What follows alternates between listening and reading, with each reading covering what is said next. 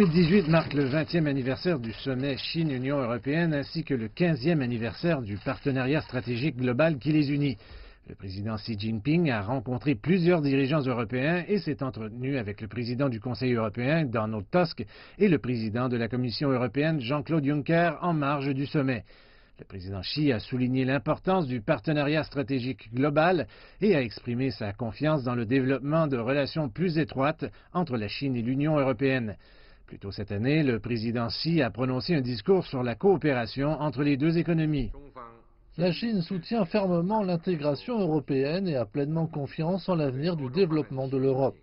La Chine entend continuer à promouvoir la synergie des stratégies chinoises et européennes et à approfondir la coopération mutuellement bénéfique entre les deux parties afin de faire progresser le partenariat Chine-Europe pour la paix, la croissance, la réforme et la civilisation. L'Union européenne est devenue le plus grand partenaire commercial de la Chine depuis plus d'une décennie et le président Xi a déclaré qu'il était nécessaire d'enrichir la coopération dans le cadre de l'initiative Ceinture et Route. L'année dernière, le commerce bilatéral a atteint plus de 600 milliards de dollars américains. C'est une hausse de plus de 12% par rapport à la même période l'année précédente. Et les exportations chinoises ont atteint 370 milliards de dollars, en hausse de près de 10%.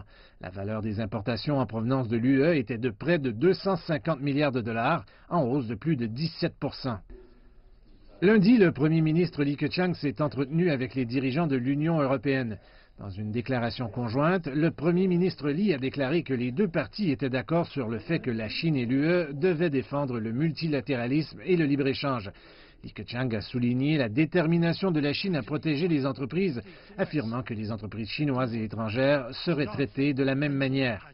Laissez-moi répéter que tant que vous êtes enregistré ici en Chine, vous serez traité comme les entreprises chinoises. Nous interdisons tout transfert forcé de propriété intellectuelle et traiterons les violations de la propriété intellectuelle d'une manière plus sérieuse. Pour ceux qui violent les lois sur la propriété intellectuelle, nous les punirons dans toute la mesure de la loi afin qu'ils ne puissent pas se permettre de commettre de telles violations à nouveau. Les dirigeants de la Commission européenne et du Conseil européen ont réitéré leur position. Le multilatéralisme est la voie à suivre. L'UE espère apporter des améliorations durables à l'ordre mondial au lieu de le détruire. Il est du devoir commun de l'Europe et de la Chine, mais aussi des États-Unis et de la Russie, de ne pas détruire l'ordre commercial mondial, mais de l'améliorer et non de déclencher des guerres commerciales si fréquentes dans notre histoire. Dans la déclaration conjointe, les deux parties se sont engagées à redoubler d'efforts pour maintenir l'accord nucléaire iranien et à faire progresser la dénucléarisation de la péninsule coréenne. La Chine et l'Union européenne ont également convenu de travailler sur des dossiers en Afghanistan et en Syrie, ainsi que dans d'autres domaines diplomatiques et de sécurité.